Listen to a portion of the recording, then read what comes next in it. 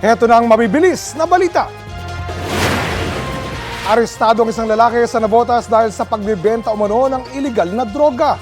Nahuli ang suspect sa bypass operation sa barangay NBBS, Dagat-Dagatan.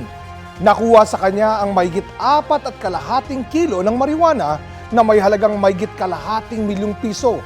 Ayon sa pulisya, baguhan pa lang ang suspect sa pagbebenta ng marijuana sa Kamanava area.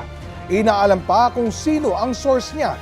Hindi nagbigay ng pahayag ang suspect na nahaharap sa reklamong paglabag sa Comprehensive Dangerous Drugs Act. Na-recover ng isang mangingisda ang isang bloke ng shabu sa bahagi ng dagat sa Abulog at Ballesteros sa Cagayan. Agad niyang binigay sa mga otoridad.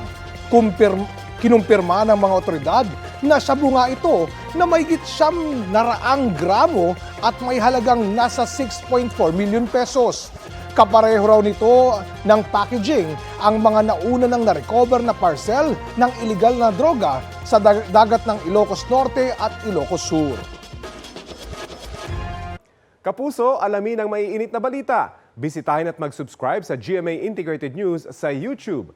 Sa mga kapuso abroad, samahan nyo kami sa GMA Pinoy TV at sa www.gmanews.tv.